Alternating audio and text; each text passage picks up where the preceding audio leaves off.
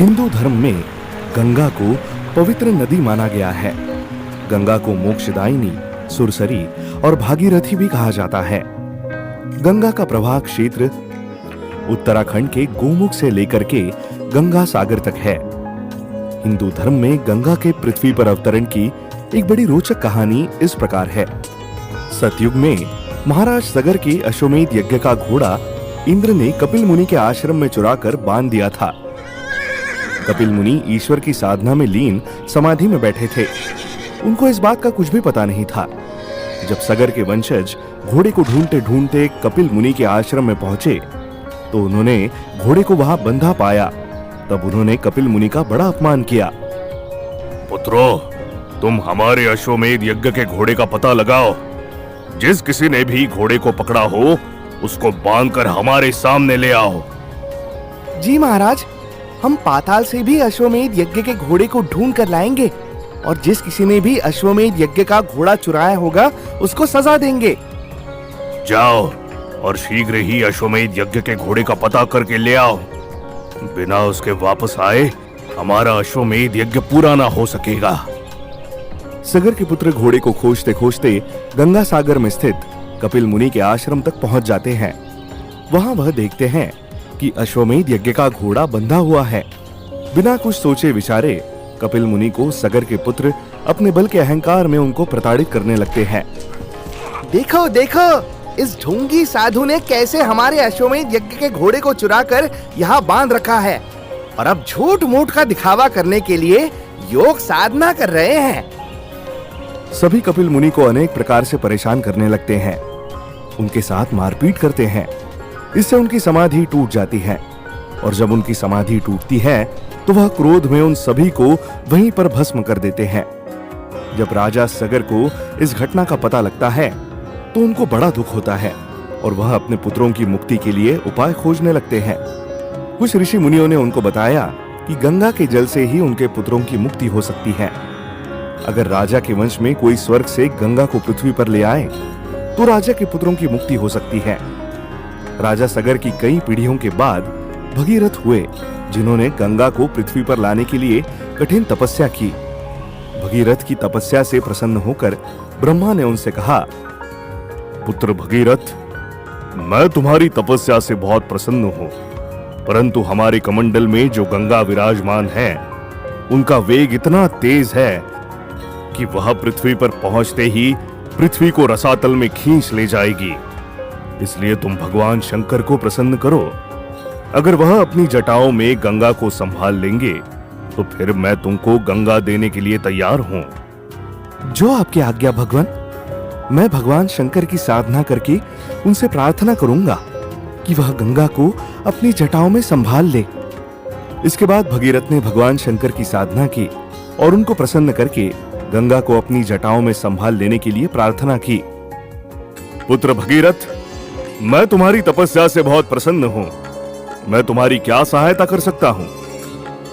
हे प्रभु, मेरे पूर्वज कपिल मुनि के श्राप से भस्म हो चुके हैं। मैं उनकी मुक्ति के लिए गंगा को पृथ्वी पर लाना चाहता हूँ, परंतु उनका वेग कितना तेज है कि पृथ्वी उनको सहन न कर पाएगी। इसलिए ब्रह्मा जी ने कहा है कि अगर आप अपनी जटाओं में गंगा जी को संभाल लें तो मैं अपने पूर्वजों की मुक्ति करवाने में सफल हो सकता हूँ। ठीक है, हम गंगा को अपनी जटाओं में संभाल लेने के लिए तैयार हैं। तुम ब्रह्मा से कहो कि वह गंगा को अपने कमंडल से निकालकर हमारी जटाओं की तरफ भेज दे।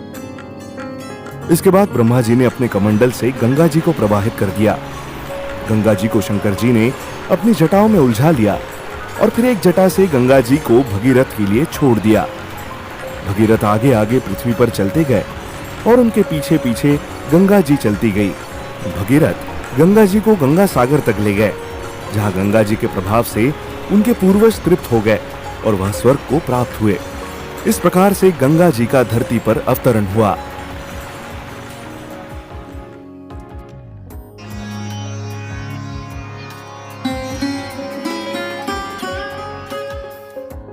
गंगा की उत्पत्ति कब और कैसे हुई, इसके बारे में भी एक बहुत ही रोचक कथा है।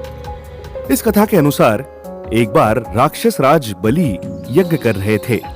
यज्ञ के उपरांत वह दान दे रहे थे। यह देखकर देवराज इंद्र को यह भय सताने लगा कि कहीं राक्षस राज बलि इतने बलवान ना हो जाए कि वह हमारा इंद्रासन ही भगवान से मांग ले।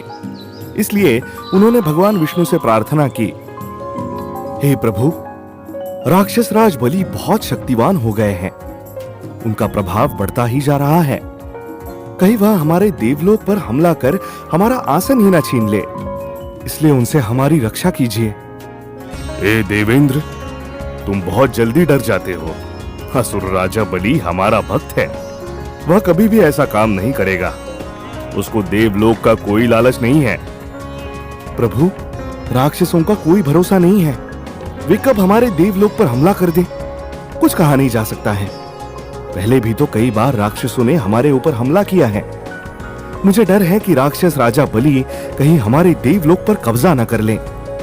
इस यज्ञ के बाद तो वह बहुत शक्तिवान हो जाएगा। इसलिए आप हम देवताओं की रक्षा के लिए कोई उपाय कीजिए। हे देवेंद्र, मैं तुम्हारी पीड़ा समझ रहा हूं। इसलिए जो तुम कह रहे हो वह संभव हो सकता है। जाओ, निश्चिंत हो जाओ। हम तुम्हारे लिए कोई ना कोई उपाय अवश्य करेंगे। उसके बाद भगवान विष्णु राक्षस राज बलि के दरवाजे पर एक 52 अंगुल के छोटे कद के ब्राह्मण बालक बनकर भिक्षा मांगने पहुंच गए। उस समय राक्षस राजा बलि यज्ञ की पूर्णाहुति के लिए तैयार होकर यज्ञशाला में पहुंचे हुए थे। तभी द्वारपाल ने उनको बटुक ब्राह्मण के दरवाजे पर पहुंचने की बात बताई और कहा, महाराज की जय हो। दरवाजे पर एक छोटे कद का ब्राह्मण बालक भिक्षा मांगने के लिए आया है। राक्षस राजा बलि के गुरु शुक्राचार्य ने अपने योग बल से भगवान विष्णु की योजना को समझ लिया। इसलिए उन्होंने राक्षस राज बलि को यज्ञ की पूर्णाहुति के बाद ही दान देने के लिए कहा। महाराज, यज्ञ की पूर्णाहुति का मुहूर्त निकल ना जाए, इसलिए पहले यज्ञ की पूर्णाहुति कर लीजिए, फिर ब्राह्मण को दान दीजिए। ठीक है गुरुदेव, आप जो कहते हैं वो सही है। परंतु जब तक मेरे दरवाजे पर कोई भी ब्राह्मण दान लेने के लिए बैठा रहेगा, तब तक मेरा मन यज्ञ में नहीं लगेगा। इसलिए मैं पहले उस ब्राह्मण को दान दे देता हूँ, उसके बाद ही पूर्णाहुति करूंगा। नहीं महाराज, यज्ञ की पूर्णाहुति का मुहूर्त अभी का है। मुहूर्त निकल जाने के बाद फिर कब इतना अच्छा मुहूर्त मिलेगा, कुछ कहा नहीं जा सकता। इसलिए ब्राह्मण को दान पूर्णाहुति देने के बाद ही कीजिए। द्वारपाल, ब्राह्मण को सम्मान के साथ बिठाओ और उसको बोलो कि महाराज यज्ञ की पूर्णाहुति करने के उपरांत उसकी इच्छा पूरी करेंगे। हे महाराज, परंतु ब्राह्मण अभी भिक्षा मांगने की जिद कर रहा है। रुको द्वारपाल, मैं आता हूँ। मैं ब्राह्मण को दान देने के बाद ही यज्ञ की पूर्णाहुति करूंगा। दैत्य गुरु शुक्राचार्य के बार बार मना करने के बाद भी राक्षस राज बलि ने ब्राह्मण को यज्ञ की पूर्णाहुति से पहले दान देने के लिए ठान लिया और उन्होंने यज्ञ की पूर्णाहुति को रोककर ब्राह्मण बालक को यज्ञशाला में बुला लिया। यज्ञशाला में बालक के आने पर शुक्राचार्य का संदेह सच साबित हुआ और शुक्राचार्य ने राक्षस राज बलि को सावधान किया कि उसके साथ देवताओं ने कोई छल किया है।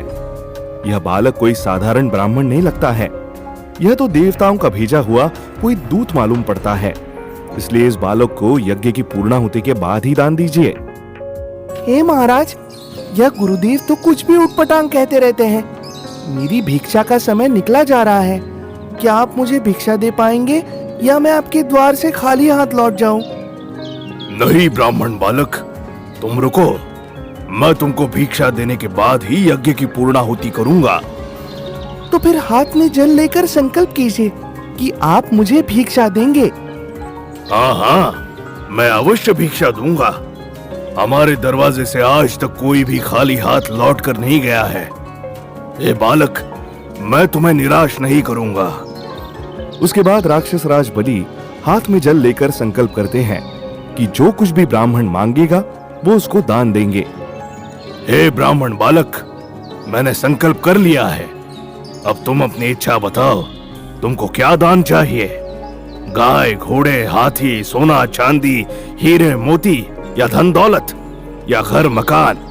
क्या चाहिए निसंकोच होकर कहो। मैं इतने पवित्र अवसर पर तुमको निराश नहीं करूंगा। तुमको तुम्हारा यथेष्ट अवश्य मिलेगा। हे राजन, मुझे अधिक आवश्यकता नहीं है। मुझे केवल तपस्या करने के लिए 3 पग पृथ्वी की आवश्यकता है। आप अपने राज्य में से मुझे 3 पग भूमि देने की कृपा करें। ब्राह्मण बटुक की बात सुनकर राजा बलि को बड़ा आश्चर्य हुआ और उन्होंने ब्राह्मण बालक से कहा, अरे ब्राह्मण बालक, आप यह क्या मांग रहे हैं? यह तो मेरे लिए कुछ भी नहीं है। ये क्या, बस केवल 3 पग भूमि?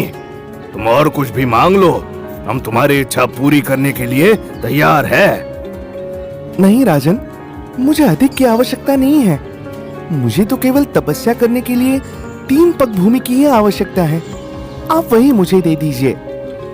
यह तो कुछ नहीं है ब्राह्मण बालक, तुम एक बार और सोच विचार कर लो। तुम और जो कुछ भी मांगना चाहते हो मांग सकते हो। इस पवित्र समय पर मैं तुमको निराश नहीं करूंगा। मैंने संकल्प कर लिया है। मैं तुम्हारी इच्छा के अनुसार जो मांगोगे वो देने के लिए तैयार हूँ।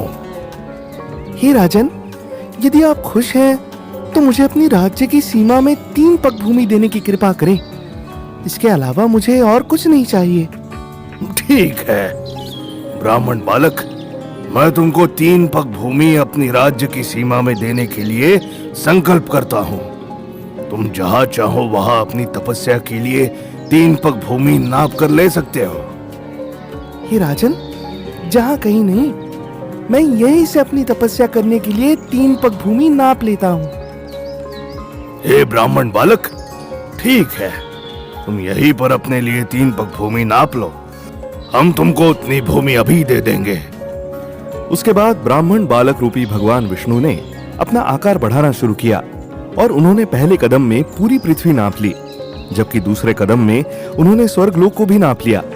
अब उनके पास तीसरा कदम रखने के लिए कोई स्थान नहीं बचा, तो उन्होंने राक्षस राज बलि से पूछा, राजन, मैंने 2 कदम पृथ्वी और स्वर्ग को नाप लिया है, अब मैं अपना तीसरा कदम कहाँ रखूं?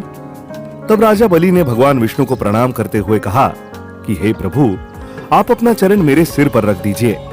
इसके बाद भगवान विष्णु ने अपना पैर राजा बलि के सिर पर रख दिया और उनसे कहा कि राजा, मैं तुमसे बहुत प्रसन्न हूँ। तुम्हारी निष्कपट सेवा और भक्ति ने मुझे तुम्हारा कृतज्ञ कर दिया है। तुमने दैत्य गुरु शुक्राचार्य की बात ना मानकर अपने धर्म पर स्थिर बने रहे, यह तुम्हारी महानता है। सदियों तक लोग तुम्हारी दान वीरता की प्रशंसा करेंगे और दान वीरों में तुम्हारा नाम सदैव आदर के साथ लिया जाएगा। मैं तुमको पाताल लोक का अधिपति नियुक्त करता हूँ, जहाँ मैं तुम्हें स्वयं नित्य दर्शन दिया करूंगा। जब भगवान विष्णु ने भूमि नापने के समय अपना दूसरा कदम बढ़ाया और स्वर्ग लोक में जब उनका वह पैर पहुंचा, तो भगवान ब्रह्मा ने उनके चरण को धो करके उस जल को अपने कमंडल में रख लिया। यही जल आगे चलकर गंगा के रूप में जाना गया, जिसके लिए भगीरथ ने भगवान ब्रह्मा की घोर तपस्या की और उनके कहने के बाद भगवान शंकर की तपस्या की। तब जाकर वह गंगा जी को स्वर्ग से पृथ्वी पर लाने में सफल हुए और अपने पूर्वजों को गंगा जल के प्रभाव से मुक्ति प्रदान करवाई। इस तरह से यह कहा जाता है कि गंगा जी भगवान विष्णु के पैर के अंगूठे से निकलकर ब्रह्मा जी के कमंडल में गई और फिर ब्रह्मा जी के कमंडल से निकलकर शंकर जी की जटाओं में उलझ गई। वहां से एक जटा शंकर जी ने भगीरथ के लिए खोल दी, जिसमें से गंगा जी निकलकर भगीरथ के पीछे पीछे चलती गई और गंगा सागर तक गई। जहां पर उनके पूर्वज कपिल मुनि के श्राप से भस्म हो गए थे, उनको उन्होंने मुक्त किया और सगर के 60,000 पुत्रों को मोक्ष प्राप्त हुआ।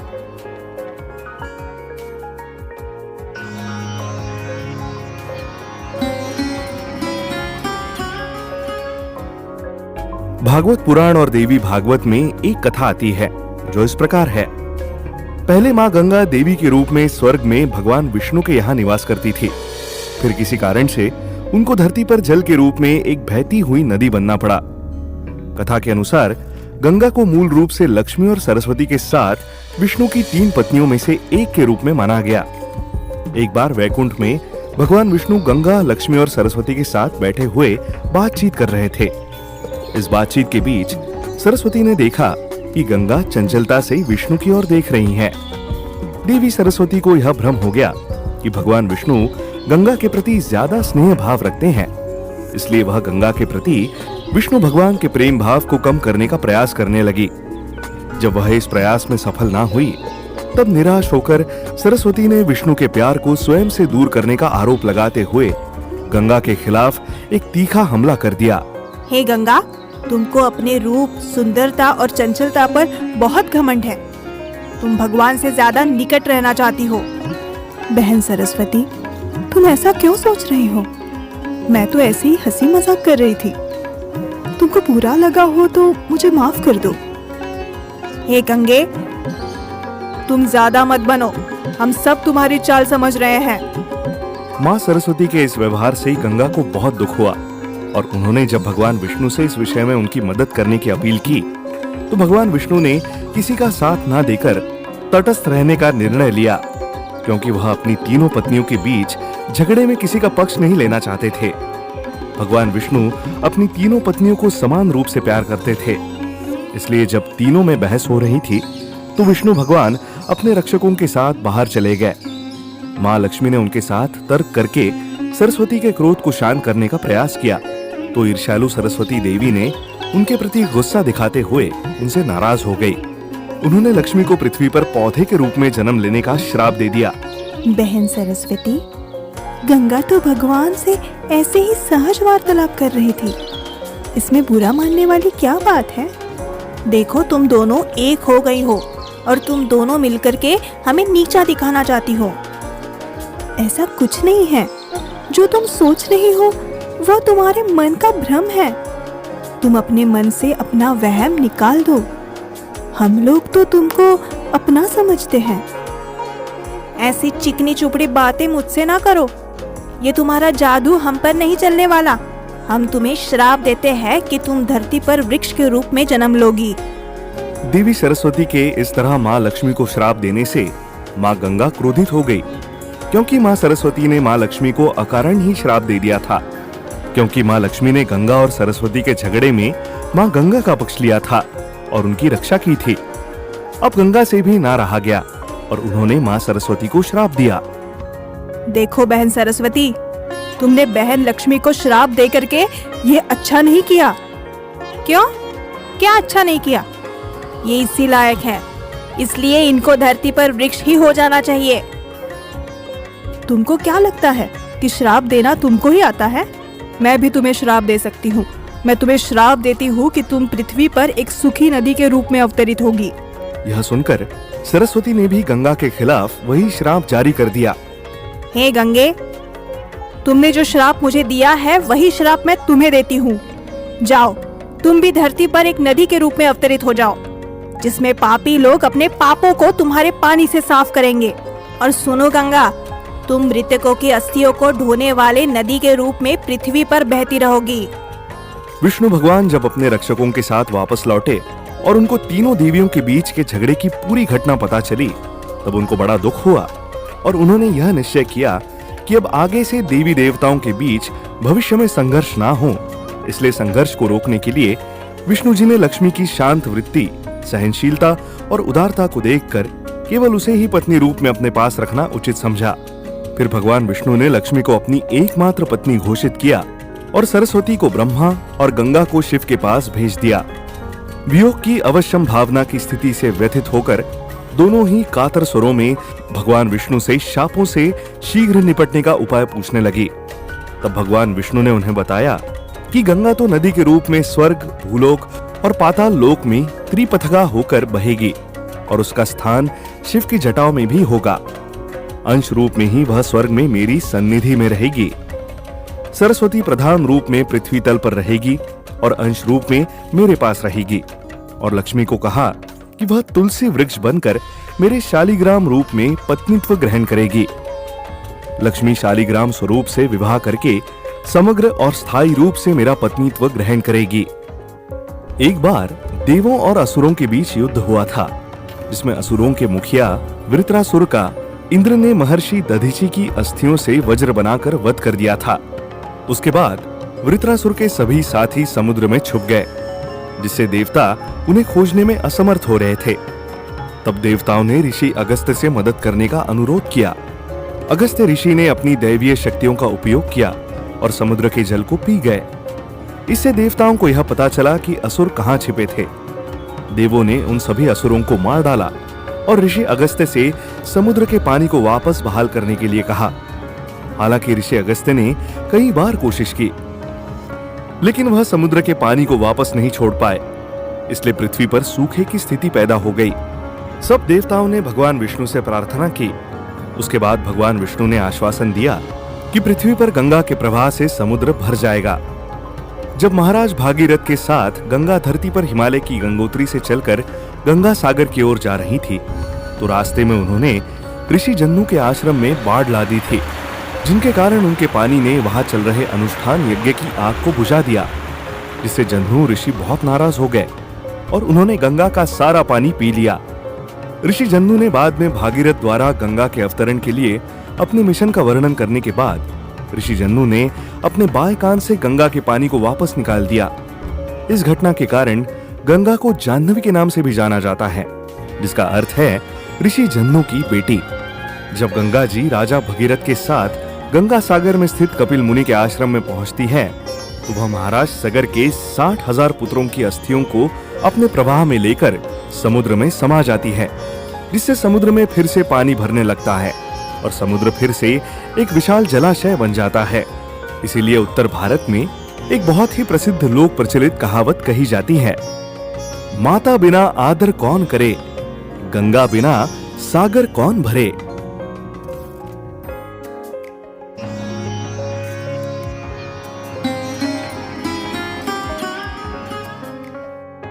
महाभारत की कथा के अनुसार देवी गंगा अपने पिता ब्रह्मा के साथ एक बार देवराज इंद्र की सभा में आई थी। वहां पर पृथ्वी के महाप्रतापी राजा महाभिषेक भी मौजूद थे। महाभिषेक देवराज इंद्र के मित्र थे, इसलिए वह इंद्र की सभा में आए हुए थे। महाभिषेक को देखकर गंगा मोहित हो गई और महाभिषेक भी गंगा को देखकर सुदबुद खो बैठे। इंद्र की सभा में नृत्य चल रहा था, तभी हवा के झोंके से गंगा का आंचल कंधे से गिर गया। सभा में मौजूद सभी देवी देवताओं ने शिष्टाचार के तौर पर अपनी आंखें झुका ली, लेकिन गंगा में खोए महाभिषेक उन्हें एकटक निहारते रह गए और गंगा भी उन्हें देखती रह गई।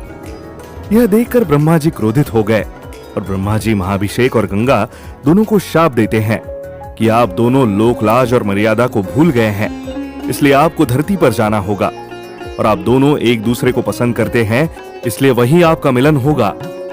ब्रह्मा जी के शाप के कारण गंगा नदी के रूप में धरती पर आई और दूसरी ओर महाभिषेक को अगले जन्म में हस्तिनापुर के राजा शांतनु के रूप में जन्म लेना पड़ा। एक बार शिकार खेलते हुए शांतनु जब गंगा तट पर पहुंचे, तो गंगा मानवी रूप धारण कर शांतनु के पास आई और दोनों में बातचीत शुरू हो गई। हे देवी, आप कौन हैं और इस निर्जन जंगल में अकेले क्या कर रही हैं? हे देव, मैं गंगा हूँ और यहाँ मैं किसी की खोज में घूम रही हूँ। आप कौन हैं और आप यहाँ क्या कर रहे हैं? देवी, मैं हस्तिनापुर नरेश शांतनु हूँ। मैं यहाँ शिकार खेलने के उद्देश्य से आया था। थोड़ा थक गया था तो थोड़ा विश्राम करने के उद्देश्य से यहाँ रुक गया। हे राजन, क्या आप यहाँ रोज आते हैं? नहीं, मैं यहाँ रोज तो नहीं आता हूँ, परंतु मैं शिकार के लिए तो रोज निकलता हूँ। अलग अलग दिशाओं में शिकार के लिए जाता रहता हूँ, लेकिन तुमसे मिलने के बाद अब मेरा मन यहाँ रोज आने का करता है। क्या आप भी रोज यहाँ आती हैं? नहीं, मैं कभी कभी यहाँ आती रहती हूँ। तो फिर क्या हमारी मुलाकात कल भी हो सकती है? हाँ राजन, हम लोग कल भी यहाँ पर मिल सकते हैं। इस प्रकार कुछ दिन तक गंगा और शांतनु की मुलाकातें होती रही। इन्हीं मुलाकातों में दोनों लोगों में प्रेम का अंकुर फूट पड़ा और दोनों लोगों ने एक दूसरे के प्रति अपना आकर्षण प्रकट कर दिया। शांतनु ने गंगा से विवाह का प्रस्ताव रखा, तो गंगा ने शांतनु के प्रस्ताव को एक शर्त के साथ स्वीकार करने की बात कही। गंगा ने कहा, हे राजन, आपके साथ विवाह करने के लिए मैं तैयार हूँ, परंतु मेरी एक शर्त है कि मैं जो कुछ भी करूँगी, मेरे काम में आप कोई रोक टोक नहीं करेंगे। जिस दिन आप मुझे मेरे काम करने से रोकेंगे, मैं उसी दिन आपको छोड़कर चली जाऊंगी। अगर आपको मेरी ये शर्त मंजूर है, तो फिर मैं आपके साथ विवाह करने के लिए तैयार हूँ। ठीक है देवी, मुझे आपकी शर्त मंजूर है। आप जो करना चाहें उसके लिए स्वतंत्र हैं। मैं आपके काम में कोई रुकावट नहीं डालूंगा। शांतनु गंगा को हस्तिनापुर अपने राजमहल में ले आए। उनके साथ उनका विधिवत विवाह हुआ और वह लोग सुखपूर्वक रहने लगे। दोनों के विवाह के उपरांत गंगा को प्रथम संतान उत्पन्न हुई। शांतनु की खुशी का कोई ठिकाना नहीं था। उनके वहां राजमहल में खुशियां मनाई जाने लगी। परंतु यह क्या, गंगा ने नवजात शिशु को लेकर नदी की ओर प्रस्थान कर दिया और नवजात शिशु को नदी में प्रवाहित कर दिया। पीछे पीछे शांतनु भी गए, परंतु वह गंगा को अपने वचनों से वचनबद्ध होने के कारण रोक न सके। राजमहल में लौटी खुशियां वापस फिर से गम में बदल गई। माहौल गमगीन हो गया।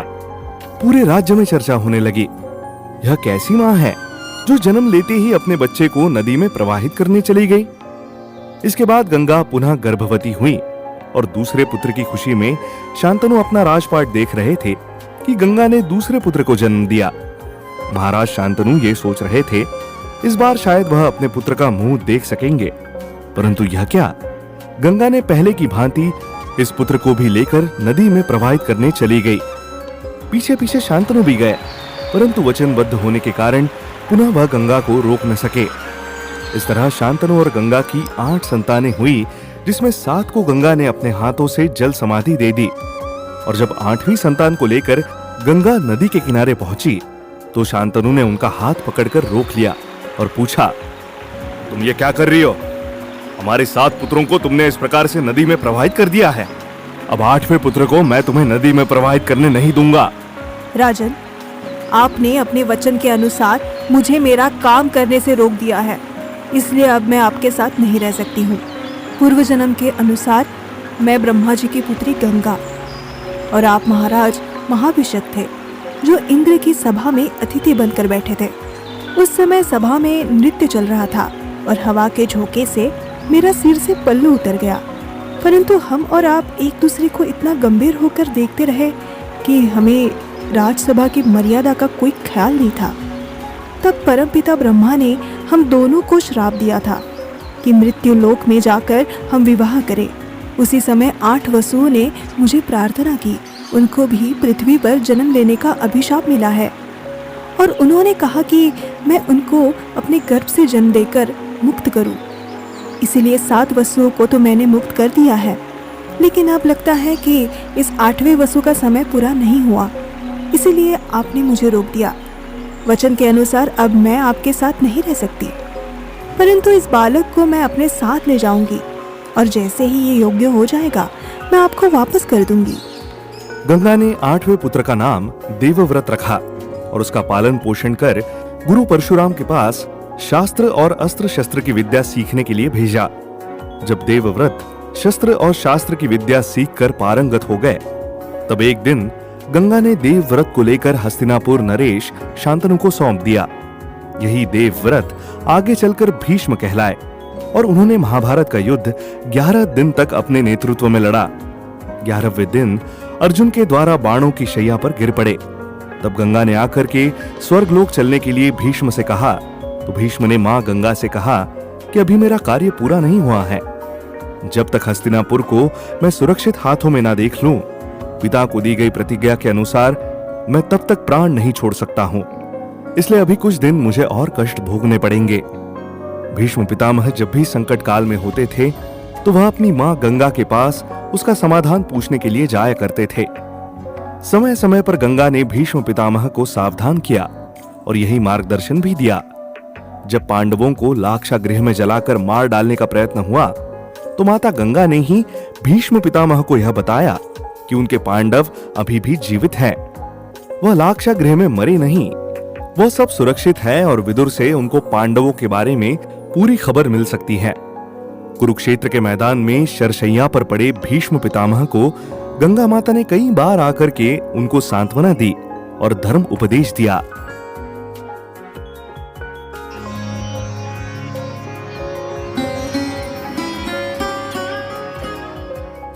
भगवान विष्णु की प्रेरणा से गंगा मां ने राक्षस राज हिरण्यकश्यपु की रानी कयाधु और उनके पुत्र प्रहलाद की बहुत बार रक्षा की।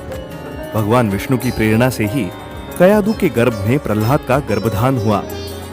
जब यह बात दैत्य गुरु शुक्राचार्य को पता चली कि महारानी कयाधु के गर्भ में विष्णु की प्रेरणा से विष्णु भक्त शिशु का प्रादुर्भाव हुआ है, तो उसने हिरण्यकश्यपु और राजवैद्य की सहायता से गर्भ नष्ट करने का प्रयास किया। वह नहीं चाहते थे कि राक्षस कुल में कोई विष्णु भक्त का जन्म हो, इसलिए वह हिरण्यकश्यपु की बड़ी रानी सुमुखी की सहायता से कयाधु के गर्भ में पल रहे बच्चे को नष्ट करने का यत्न करते रहते थे, परंतु भगवान उस बच्चे को बचाने के उपाय भी करते रहते थे। इसी क्रम में उन्होंने गंगा को यह प्रेरणा दी कि वह कयाधु और उसके गर्भस्थ शिशु की रक्षा करे। राक्षस राज हिरण्यकश्यपु, मैंने अपने योग बल से यह पता लगा लिया है कि महारानी कयाधु के गर्भ में आने वाला शिशु विष्णु का परम भक्त होगा। राक्षस कुल से विष्णु का हमेशा द्रोह रहा है। वह राक्षसों का कभी भला नहीं चाहते। जब जब राक्षसों का देवताओं के साथ कोई झगड़ा हुआ है तो विष्णु ने हमेशा देवताओं का ही पक्ष लिया है। ऐसे में अगर राक्षस कुल में ही विष्णु का भक्त पैदा हो जाएगा तो इस राक्षस कुल का क्या होगा? तुम ऐसा करो कि यह शिशु गर्भ में ही नष्ट हो जाए। जो आज्ञा गुरुदेव, ऐसा ही होगा। मैं आज ही वैद्यराज को कहूंगा कि वह महारानी कयाधु के गर्भ में पल रहे शिशु को नष्ट करने के लिए कोई उपाय करे। उसके बाद हिरण्यकश्यपु वैद्यराज को अपने महल में बुलाता है। वैद्यराज के आने पर हिरण्यकश्यपु उससे कहता है, वैद्यराज, गुरुदेव ने कहा है कि महारानी कयाधु के पेट में विष्णु भक्त पल रहा है। तुम ऐसा करो कि किसी भी तरह से महारानी कयाधु को कोई नुकसान हुए बिना गर्भस्थ शिशु नष्ट हो जाए। जो आज्ञा महाराज। मैं महारानी कयाधु को दवाई पिलाने के बहाने विष दूंगा, जिससे गर्भस्थ शिशु नष्ट हो जाएगा और महारानी को कोई नुकसान नहीं होगा। ठीक है वैद्यराज, सब काम बड़ी सावधानी से करना, कयाधु को इसका पता न चलने पाए। उधर भगवान विष्णु को शुक्राचार्य की चाल का पता चल जाता है। तब उन्होंने गंगा मां को प्रहलाद की रक्षा करने के लिए भेजा। गंगा मां कयाधु का रूप धारण करके कयाधु के कक्ष में बैठ गई और उस समय कयाधु बड़ी रानी के कक्ष में चली गई। तभी वहां पर वैद्यराज का प्रवेश होता है और वह कयाधु से दवाई पीने के लिए कहता है। महारानी, मैं आपके लिए दवाई लाया हूँ, ये आप दवाई पी लीजिए। वैद्यराज, दवाई रख दीजिए, मैं बाद में पी लूंगी। अरे नहीं नहीं महारानी, दवाई रखने से इसका असर खत्म हो जाएगा और वह फायदा नहीं करेगी। आप इसे अभी पी लीजिए। वैद्यराज जी, ये बताइए कि दवाई के पीने से क्या लाभ होगा? महारानी, इस दवाई के पीने से आपकी संतान और राक्षस कुल का बड़ा कल्याण होगा।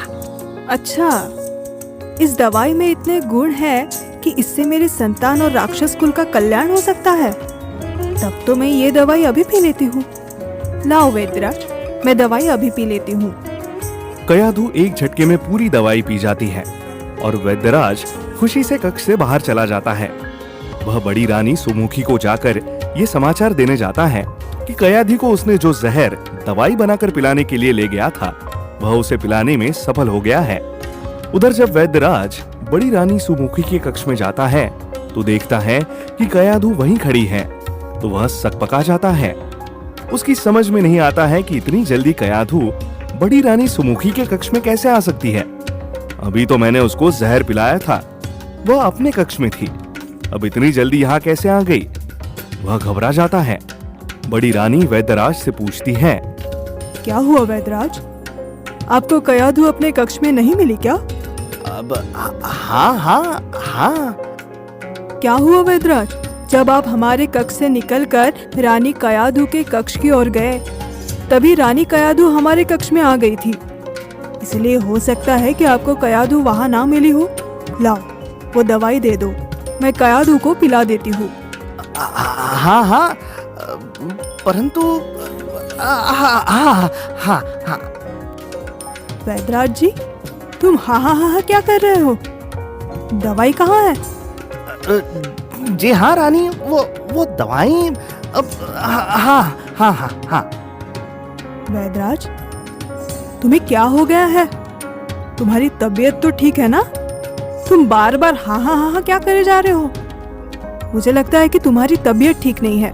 तुम फिर बाद में आ जाना, फिर बाद में दवाई पिला दी जाएगी। जी महारानी, मैं अभी जाता हूँ, मेरी तबीयत ठीक नहीं लग रही है। मैं फिर आ जाऊंगा, मैं फिर आ जाऊंगा, मैं फिर आ जाऊंगा। वैद्यराज को यह चमत्कार समझ में नहीं आता है कि कयाधु रानी सुमुखी के कक्ष में है, तो फिर कयाधु के कक्ष में जिसको उसने दवाई या कहूं कि जहर पिलाया, वह कौन थी। इस चक्कर में वह घबराया हुआ महल से बाहर चला जाता है। उधर गंगा मैया ने कयाधु के बच्चे की जान बचाने के लिए कयाधु का रूप धारण करके कयाधु के कक्ष में राजवैद्य के हाथ से वह जहर पी लिया और कयाधु को रानी सुमुखी के कक्ष में भेज दिया। इस प्रकार भगवान विष्णु के आदेश के अनुसार गंगा मां ने प्रहलाद के प्राणों की रक्षा की। दूसरी तरफ गुरु शुक्राचार्य अपने योग बल से यह पता लगाने में सफल हो गए कि वैद्यराज ने जो जहर कयाधु को पिलाया था वह जहर पीने वाली कयाधु नहीं बल्कि स्वयं गंगा मां थी। तो उसे गंगा मां पर बहुत क्रोध आया और उसने प्रहलाद को गर्भ में ही खत्म करने के लिए दूसरा षड्यंत्र रचा। गंगा, तुम रानी कयाधु के गर्भस्थ शिशु की रक्षा क्यों कर रही हो? मैं तुम्हारे सभी प्रयासों को विफल कर दूंगा। मैं विष्णु के इस भक्त को पृथ्वी पर जन्म नहीं लेने दूंगा। राक्षस कुल में विष्णु भक्त पैदा नहीं हो सकता, इसलिए अब मैं वृक्ष की जड़ को ही खत्म कर दूंगा। इस बार मैं शिशु को खत्म करने के बजाय सीधे कयाधु को ही खत्म कर दूंगा। फिर देखता हूं कि तुम विष्णु भक्त को कैसे जन्म लेने में सहायक होती हो। शुक्राचार्य, तुम कितना भी प्रयास कर लो, परंतु याद रखो, ये स्वयं नारायण का ही आदेश है कि कयाधु नागलोक की कन्या है और नागों का विष्णु के प्रति बहुत ही भक्ति भाव रहता है। वह सब भगवान विष्णु के भक्त है, इसलिए कयाधु के गर्भ से नारायण के भक्त का ही जन्म होगा। तुम इसे रोक नहीं सकते हो। मैं इस नाग कन्या कयाधु को ही जीवित नहीं रहने दूंगा। अब मैं कयाधु को ही नष्ट करने का उपाय करूंगा। शुक्राचार्य, तुम कितना भी प्रयास कर लो, परंतु तुम अपने प्रयास में कभी सफल नहीं होंगे। भगवान विष्णु की इच्छा के विपरीत कुछ भी संभव नहीं है। अब शुक्राचार्य ने दूसरा उपाय किया। उन्होंने एक कृत्या को उत्पन्न कर कयाधु के ऊपर हमला करने के लिए भेजा। उस कृत्या को मां गंगा ने रास्ते में ही खत्म कर दिया। यह देखकर शुक्राचार्य को बड़ा क्रोध आया।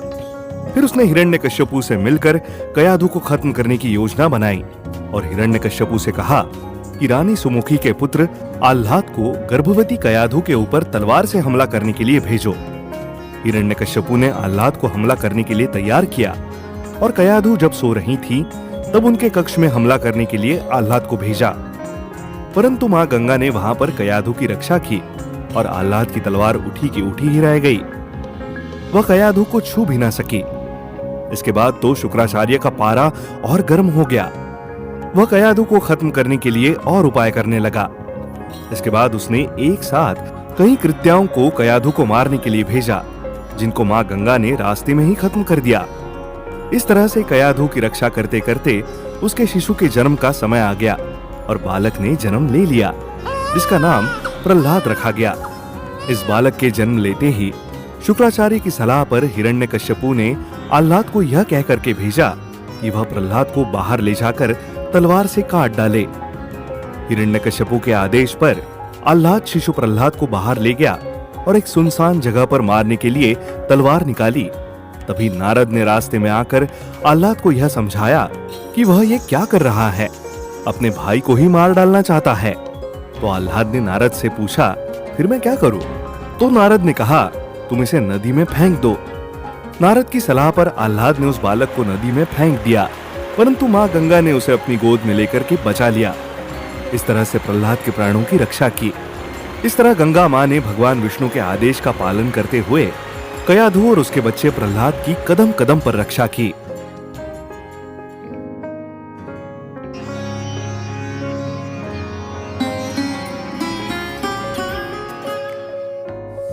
गंगा मां भक्त वत्सल है, पतित पावनी है और निर्मल हृदय वाली मां है। वह अपने बच्चों का शुद्ध अंतःकरण से ख्याल रखती है, पालन पोषण करती है और उनकी रक्षा करती है। और जब कोई अपने रास्ते से भटक जाता है तो उसको सही रास्ते पर लाने का काम भी करती है। इसी क्रम में एक बार देवताओं ने राक्षस राज बलि पर विजय प्राप्त कर ली तो उनको अपनी विजय का बड़ा घमंड हो गया। परंतु वे लोग यह भूल गए कि उनको यह विजय गंगा मां के आशीर्वाद से ही प्राप्त हुई थी और वह लोग अपने अपने बल और पराक्रम का यशोगान करने लगे और गंगा मां की आरती और पूजा करना ही भूल गए। हे देवताओं, आप सबकी सहायता से और आपके पराक्रम से हम लोगों ने राक्षस राज बलि पर विजय प्राप्त कर ली है। आज मुझे हर्ष और गर्व दोनों हो रहा है। हर्ष इस बात का कि हमने असुरों पर विजय प्राप्त कर ली है, और गर्व इस बात का कि आज देवताओं की शक्ति का सामना ब्रह्मांड में कोई नहीं कर सकता है। आप सब लोगों का बहुत बहुत धन्यवाद करता हूं।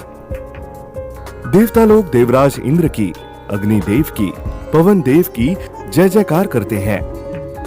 देवराज इंद्र की जय, देवराज इंद्र की जय, देवराज इंद्र की जय, अग्निदेव की जय, अग्निदेव की जय, अग्निदेव की जय, पवन देव की जय, पवन देव की जय, पवन देव की जय। हमने इस युद्ध में असुरों को पछाड़कर यह सिद्ध कर दिया है कि हमारी शक्ति का असुरों के पास कोई उत्तर नहीं है। अरे ये असुर क्या है? अगर मैं चाहूं तो समस्त ब्रह्मांड को जलाकर राख कर सकता हूं। यमराज ने कहा, ऋषिवर नारद, आप हमारे वायुदेव की सराहना किए बिना नहीं रह सकते। इन्होंने तो एक फूंक में असुरों की सेना को हवा में उड़ा दिया था। वो तो मैंने हल्की सांस छोड़ी थी। अगर मुझे क्रोध आ जाए तो मैं संपूर्ण सृष्टि को उड़ाकर पूरे ब्रह्मांड में उथल पुथल कर सकता हूँ। देवताओं द्वारा अपनी बढ़ाई का बखान करते हुए नारद से देखा न गया।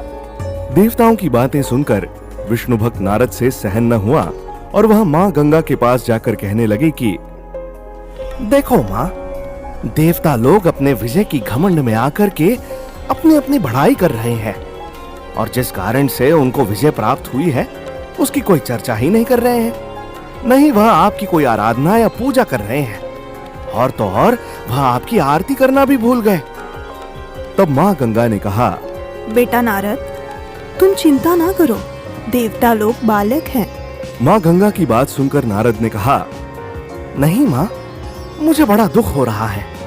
आपको देवताओं को दंडित करना चाहिए, कुछ ना कुछ दंड अवश्य देना चाहिए। पुत्र नारद, अगर कोई बालक गलती करता है तो माँ उसको दंड थोड़ी देती है, उसको सही रास्ता दिखाती है और क्षमा कर देती है। फिर भी माँ, उन्होंने आपका अपमान किया है, इसलिए कुछ ना कुछ तो उनको दंड मिलना ही चाहिए। ठीक है नारद, मैं उनको सही रास्ते पर लाने का प्रयास करूंगी। दूसरी तरफ भगवान विष्णु के यहाँ भी चर्चा हो रही थी।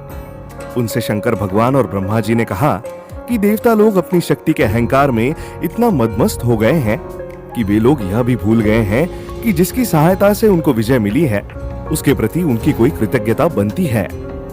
देवताओं को गंगा के प्रति कृतज्ञता व्यक्त करनी चाहिए, परंतु वे सब देवी गंगा को याद करने के बजाय वह सब अपने अपने बल और पराक्रम के वर्णन में लगे हुए हैं। विष्णु भगवान ने कहा, यह देवताओं का स्वभाव है। जब वह परेशान होते हैं तो किसी दूसरे से सहायता मांगने में संकोच नहीं करते, और जब वह कभी जीत जाते हैं तो अपने बल का अहंकार करने लगते हैं। सहायता मांगने वह पृथ्वी पर कई बार राजाओं के पास गए हैं, यह तो सबको पता है। इस बार देवी गंगा की सहायता से राक्षस राज बलि से जीतने में सफल हुए हैं। प्रभु, देवता लोग बड़े घमंडी हो गए हैं। वह अपने अहंकार में शिष्टाचार भी भूल गए हैं। आपको उन्हें कुछ ना कुछ दंड अवश्य देना चाहिए। मैं कौन होता हूँ दंड देने वाला? दंड वही दे सकता है जिसने उनकी सहायता की है, जिसके पास शक्ति है और जिसके कारण उनको विजय मिली है। दंड देने की सबसे बड़ी शक्ति होती है क्षमा। क्षमा उसी का आभूषण हो सकता है जो शक्तिवान होता है। शक्तिवान का ही आभूषण क्षमा होता है। इसलिए गंगा ही देवताओं को सही रास्ता दिखा सकती है, उनको दंडित कर सकती है। प्रभु, देवताओं के घमंड को नष्ट करने के लिए आपको कुछ ना कुछ तो उपाय करना चाहिए। हे भोलेनाथ, यह काम स्वयं गंगा देवी करेंगी। तब भगवान विष्णु की प्रेरणा और नारद की प्रार्थना पर माँ गंगा ने देवताओं का अहंकार तोड़ने के लिए एक रास्ता निकाला। वह एक भीलनी का रूप बना करके देवलोक में इंद्र के राजमार्ग पर एक बकरी और कुछ घास लेकर के बैठ गई। जब इंद्र के द्वारपालों ने देखा कि कोई भीलनी आकर के इंद्र के राजमार्ग पर बैठी है, तो उन्होंने उसे वहां से हट जाने के लिए कहा। भीलनी ने कहा कि मैं अपनी बकरी को घास खिला दूं, उसके बाद मैं खुद हट जाऊंगी। द्वारपालों के द्वारा बार बार कहने पर भीलनी ने कहा, अगर तुम मुझे हटा सकते हो तो तुम्हें हटा दो। द्वारपालों ने पूरी शक्ति लगाई, परंतु उस भीलनी को वहां से वो हटा ना सके। तब द्वारपालों ने जाकर अग्निदेव से भीलनी की बात बताई। अग्निदेव क्रोध में आकर भीलनी को रास्ते से हटाने के लिए आए और भीलनी को रास्ते से हट जाने के लिए कहने लगे। फिर भी वह भीलनी नहीं हटी। तब अग्निदेव ने उसके ऊपर अपनी शक्ति का प्रयोग किया, परंतु अग्निदेव की शक्ति का भीलनी के ऊपर कोई प्रभाव न पड़ा। यह देखकर अग्निदेव हाथ जोड़कर भीलनी के आगे खड़े हो गए और बोले कि हे देवी, तुम कौन हो? तुम कोई साधारण भीलनी नहीं हो, तुम अवश्य कोई दैवीय शक्ति हो। हे देवी, अपने वास्तविक स्वरूप में आओ और मुझे अपने दर्शन दो। तब मां गंगा ने अग्निदेव को अपने वास्तविक स्वरूप का दर्शन दिया तो अग्निदेव ने उनको नमस्कार करके वहां से चले गए। इसके बाद वहां पर वायुदेव आए और उन्होंने द्वारपालों को डांटते हुए कहा कि तुम लोग देखते नहीं हो कि इंद्रदेव की सवारी आने वाली है और रास्ते में यह भीलनी कहां से आकर बैठ गई, उसको हटाते क्यों नहीं हो? तब द्वारपालों ने कहा कि हमने हटाने का बहुत प्रयत्न किया, परंतु हम उसे हटा न सके। उसके बाद अग्निदेव ने भी हटाने का प्रयत्न किया, लेकिन वह भी इसे नहीं हटा सके। इससे वायुदेव बहुत क्रोधित हो गए और उन्होंने भीलनी को रास्ते से हट जाने के लिए कहा, परंतु भीलनी ने वायुदेव से कहा कि मैं बकरी को घास खिला दूं, उसके बाद स्वयं रास्ते से हट जाऊंगी। इस पर वायुदेव को बहुत क्रोध आया और उन्होंने कहा, हे भीलनी, तुम ऐसे नहीं हटोगी। हम ही तुमको अभी अपनी शक्ति से उड़ा देते हैं, तभी तुम रास्ते से हटोगी। ठीक है, तुम्हें अपनी शक्ति का इतना घमंड है तो तुम अपनी शक्ति का प्रयोग करके देख लो। फिर वायुदेव ने बहुत जोर की सांस भरी और भीलनी के ऊपर छोड़ी, परंतु भीलनी के ऊपर उनकी शक्ति का कोई असर नहीं हुआ और वह जैसी की वैसी ही वहां बैठी रही। वायुदेव की शक्ति का भीलनी के ऊपर कोई असर नहीं हुआ तो वायुदेव ने भीलनी से कहा, हे देवी, मैंने अपनी शक्ति का प्रयोग किया, परंतु आपके ऊपर मेरी शक्ति का कोई असर नहीं हुआ। आप जरूर कोई दैवी शक्ति है, आप साधारण भीलनी नहीं है। आप अपने वास्तविक रूप में आकर मुझे अपने दर्शन दीजिए। तब मां गंगा ने वायुदेव को अपना दर्शन दिया। मां गंगा के दर्शन करके वायुदेव ने उनको प्रणाम किया और वहां से चले गए। इसके बाद स्वयं इंद्र ने भीलनी को रास्ते में बैठे देखा तो वह द्वारपालों पर बहुत क्रोधित हुए और उनको डांटते हुए कहा कि रास्ते में बैठी भीलनी तुमको दिखाई नहीं देती, उसको हटाया क्यों नहीं? तब द्वारपालों ने कहा कि हम लोगों ने बहुत प्रयास किया, परंतु इसे हटा ना सके। द्वारपालों ने कहा कि हमारे कहने पर अग्निदेव और वायुदेव ने भी भीलनी को रास्ते से हटाने का प्रयास किया, परंतु वह भी इसे रास्ते से ना हटा सके और अंत में वह भी इसको प्रणाम करके चले गए। तब इंद्रदेव को बहुत क्रोध आया और उसने भीलनी को रास्ते से हट जाने के लिए कहा। जब भीलनी ने कहा कि मैं अपनी बकरी को घास खिला लूं, उसके बाद खुद ही रास्ते से हट जाऊंगी, तब इंद्र ने उसके ऊपर अपनी शक्ति का प्रयोग करना चाहा, परंतु असफल रहे। तब भीलनी ने कहा कि रास्ते में पड़े घास के तिनके को उठाकर मुझे दे दो। इंद्र को अपनी शक्ति का बहुत घमंड था। उन्होंने तिनके को हल्का सा समझकर उठाने की कोशिश की, परंतु सारी शक्ति लगाने के बावजूद भी वह उस तिनके को न हिला सके। तब भीलनी ने कहा, क्या हुआ? आपसे एक घास का तिनका उठाए नहीं उठ रहा है और आप अपने आप को शक्तिवान कहते हो। तब इंद्रदेव ने अपनी गलती मान ली और क्षमा मांगते हुए कहा, हे देवी, आप कौन हैं? आप कोई साधारण भीलनी नहीं है। आप अपने वास्तविक स्वरूप में आकर हमें अपना दर्शन दीजिए। मां गंगा ने इंद्रदेव को अपना दर्शन दिया और उनको अपनी भूल सुधार करने के लिए कहा। इसके बाद सारे देवताओं ने मां गंगा की स्तुति और आरती की। सभी देवताओं ने उनसे अपनी क्षमा प्रार्थना की। इस तरह गंगा की आरती और स्तुति करने पर माता गंगा उनसे प्रसन्न हुई और उनको अहंकार ना करने की सलाह दी।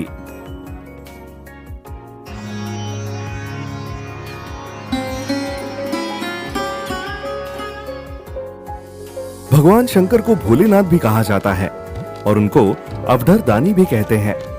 इसका अर्थ यह है कि वह यह नहीं देखते कि वरदान पाने वाला उनके वरदान का हकदार है भी कि नहीं। कब किसको क्या वरदान देना है इसका विचार किए बिना वह तुरंत वरदान दे देते हैं। इसी कारण राक्षस लोग भगवान भोलेनाथ की ज्यादा तपस्या करते हैं कि वह अवधर दानी है। वह तुरंत प्रसन्न हो जाते हैं और जब वह प्रसन्न होते हैं तो कोई भी वरदान उनसे मांगा जाए वह बिना विचार किए तुरंत दे देते हैं। इसी बात को ध्यान में रखकर अंधकासुर ने एक बार भगवान भोलेनाथ की कठोर साधना की। अंधकासुर की भक्ति और तपस्या से भगवान भोलेनाथ प्रसन्न हुए और उन्होंने अंधकासुर से वरदान मांगने के लिए कहा, अंधकासुर, मैं तुम्हारी तपस्या से बहुत प्रसन्न हूँ। तुमको क्या वरदान दूं? बोलो, तुम क्या चाहते हो? प्रणाम है भगवान। अंधकासुर का प्रणाम स्वीकार करे। मुझे अमोघ शक्ति की आवश्यकता है, इसलिए हे भोलेनाथ मुझे अमोघ शक्ति प्रदान करने की कृपा करे।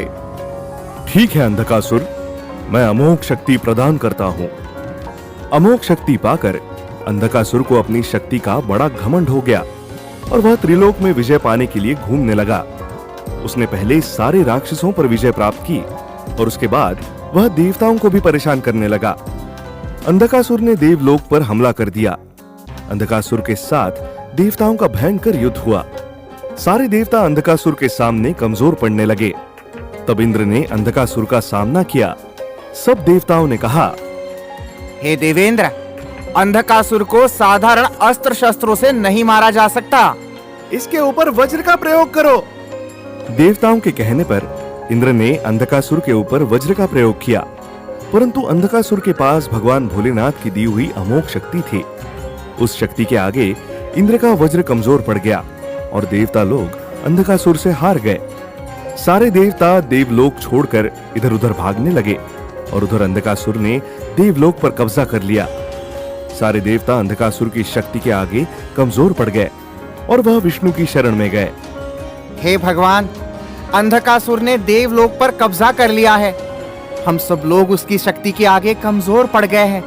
भगवान भोलेनाथ ने अंधकासुर को अमोघ शक्ति दे दी है, जिसके आगे इंद्र का वज्र भी निष्फल हो गया है। अब हम सब लोग आपकी शरण में हैं। आप ही हमारी रक्षा करें भगवान। देवताओं की प्रार्थना सुनकर भगवान विष्णु द्रवित हो गए और उन्होंने देवताओं को अपनी शरण में ले लिया। उसके बाद भगवान विष्णु ने माता गंगा को देवताओं की अंधकासुर से रक्षा करने का काम सौंप दिया। देवी, अंधकासुर को भगवान भोलेनाथ ने अमोघ शक्ति प्रदान कर दी है, जिसके कारण देवताओं की कोई भी शक्ति प्रभाव नहीं कर रही है। यहाँ तक कि इंद्र का वज्र भी उसकी अमोघ शक्ति के आगे निष्फल हो गया है। अब आपको अंधकासुर की अमोघ शक्ति से देवताओं की रक्षा करनी है। आप और उमा दोनों लोग मिलकर के अंधकासुर से देवताओं की रक्षा करो। जो आज्ञा भगवान। माँ गंगा और माँ उमा दोनों ने आपस में बातचीत की कि कैसे अंधकासुर से देवताओं की रक्षा की जा सके। माँ उमा चाहती थी कि अंधकासुर को उसके द्वारा देवताओं के प्रति किए गए कार्यों का दंड दिया जाए, परंतु माँ गंगा चाहती थी कि अंधकासुर को किसी प्रकार समझा बुझाकर सही रास्ते पर ले आया जाए। अंधकासुर को तो अपनी शक्ति का बड़ा घमंड हो गया था और ऊपर से भगवान भोलेनाथ से उसने अमोघ शक्ति प्राप्त कर ली थी। इस अमोघ शक्ति के कारण उसने देवताओं को भी देवलोक से भगा दिया था और देवलोक पर कब्जा कर लिया था। अब वह ब्रह्मा, विष्णु और महेश इन तीनों देवताओं पर भी विजय पाने की योजना बना रहा था, परंतु माँ गंगा और माँ उमा के संयोग ने अंधकासुर की इस योजना पर पानी फेर दिया। तुम दोनों ने क्या निर्णय किया? मुझसे टकराने का ख्याल अपने मन से निकाल दो, क्योंकि मेरी शक्ति अपार है। मेरे पास भगवान भोलेनाथ की दी हुई अमोघ शक्ति है। मैंने अपने शक्ति से देवताओं को जीत लिया है और देवलोक पर कब्जा कर लिया है।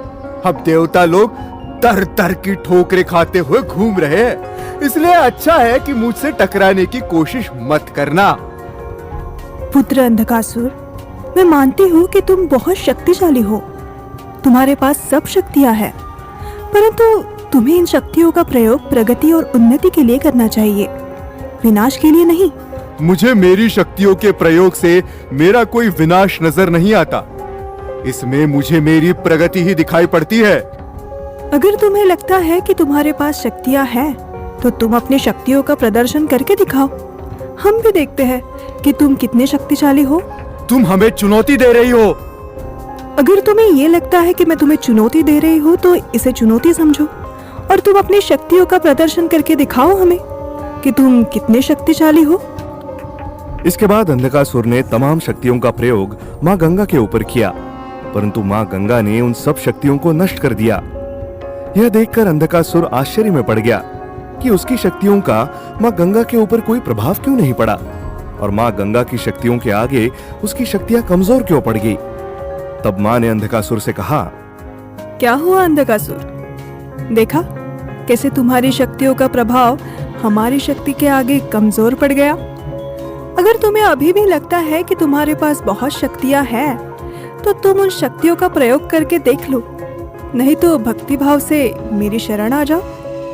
मैं तुम्हें तुम्हारे सारे अपराधों के लिए क्षमा कर दूंगी। तुमने अपने माया जाल से मेरी शक्तियों को क्षीण कर दिया है, परंतु मेरी शक्तियों को तुम नष्ट नहीं कर सकती हो। मेरे पास बहुत शक्तियां हैं। मेरे पास कोई मायाजाल नहीं है। मेरे पास जो कुछ भी है वो सब प्रभु की कृपा है। मायाजाल तो तुम्हारे पास है अंधकासुर। तुम जो शक्तियां दिखा रहे हो वही मायाजाल है। मैं फिर तुमसे कहती हूँ कि तुम ये सब मायाजाल छोड़कर मेरी शरण आ जाओ। मैं तुम्हें निष्पाप करके शाश्वत शांति प्रदान करूंगी। भक्ति में बहुत शक्ति है। भक्ति में वो आनंद है जो संसार के किसी भी शक्ति में नहीं है, क्योंकि संसार के सारे आनंद किसी न किसी दिन खत्म हो जाते हैं, परंतु भक्ति का जो महा आनंद है वह चिरस्थायी है। वह कभी खत्म नहीं होता, बल्कि दिन प्रतिदिन बढ़ता ही जाता है। तुम्हारी बातों में न जाने क्या जादू है, क्या मिठास है कि मेरा तन मन और आत्मा इस भक्ति की मिठास की प्यास के लिए तड़प उठा है। ना जाने मुझे क्या हो गया है। मैं तुम्हारी बातों से प्रभावित हो रहा हूँ, परंतु ये मेरा असुर जाति का शरीर मेरा साथ नहीं दे रहा है। तुम्हारे पाप मुक्त हो जाने का समय आ गया है। इसलिए हे पुत्र, अब तुम अपनी शक्तियों का अभिमान त्याग कर भक्ति की राह पकड़ लो। इसलिए हे अंधकासुर, मेरे पास आओ, मेरे जल का स्पर्श करो, तुम्हारे सारे पाप मिट जाएंगे। अंधकासुर गंगा के जल को स्पर्श करता है। वह गंगा जल के स्पर्श मात्र से एक अद्भुत चमत्कार का अनुभव करता है। उसको लगता है कि जैसे उसके शरीर में बहुत बड़ा परिवर्तन हो रहा है। फिर मां गंगा ने अंधकासुर से कहा, हे पुत्र, तुम जो अपने शरीर में यहाँ प्रकाश का अनुभव कर रहे हो, ये कोई बाहर का प्रकाश नहीं, ये तो आत्मा का प्रकाश है। ये तो हर व्यक्ति के शरीर में होता है। बस केवल आवश्यकता होती है कि व्यक्ति अपनी आत्मा के प्रकाश को जगाए। मेरे जल के स्पर्श से तुम्हारे सारे पाप नष्ट हो गए हैं। अब तुम्हारे ज्ञान चक्षु खुल गए हैं और तुम्हें एक विशेष प्रकाश दिखाई पड़ रहा है। ये प्रकाश कोई और नहीं, ये मेरा ही दिव्य प्रकाश है। वास्तव में सृष्टि के कण कण में मेरा ही दिव्य प्रकाश विराजमान है। बस उसको देखने के लिए दृष्टि की आवश्यकता होती है। अब तुम्हारी दृष्टि दिव्य हो गई है, इसलिए तुमको मेरा प्रकाश दिखाई पड़ रहा है। और जिनकी दृष्टि सामान्य है उनको मेरा प्रकाश दिखाई नहीं पड़ता है। मां गंगा के प्रभाव से अंधकासुर की आत्मा शुद्ध हो गई और उसके अंदर की जितनी बुराइयां थी वह दूर हो गई। उसकी राक्षसी वृत्तियां खत्म हो गई और वह एक पवित्र आत्मा बनकर मां गंगा का परम भक्त बन गया। इसके बाद देवताओं को अपना देवलोक वापस मिल गया। सब देवताओं ने मिलकर के मां गंगा की स्तुति और आरती की। देवताओं ने मां गंगा से सदैव स्वर्ग लोक में रहने के लिए प्रार्थना की। मां गंगा ने देवताओं को कहा कि तुम सब अब अंधकासुर के भय से निर्भय हो गए हो। अब आप लोग भक्ति भाव से देवलोक में अपना अपना स्थान पाकर अपने अपने कार्य में लग जाओ।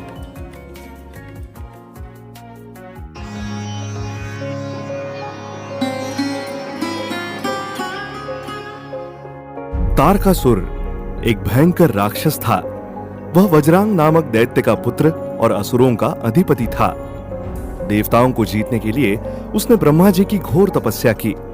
ब्रह्मा जी ने प्रसन्न होकर तारक से कहा, हे तारक, मैं तुम्हारी तपस्या से प्रसन्न हूँ। बोलो, तुम क्या वरदान चाहते हो? हे परमपिता, यदि आप मुझ पर प्रसन्न है तो मुझे वरदान दे दीजिए, मेरी मृत्यु ना हो। हे तारक, यह संभव नहीं है। यह सृष्टि के नियम के विपरीत है। सृष्टि का नियम है कि जिसका जन्म हुआ है उसकी मृत्यु अवश्यंभावी है। तुम किसके हाथों मरना चाहते हो ये मैं तुम्हारे ऊपर छोड़ता हूं। तुम स्वयं तय कर लो और बता दो कि तुम किसके हाथों मरना चाहते हो।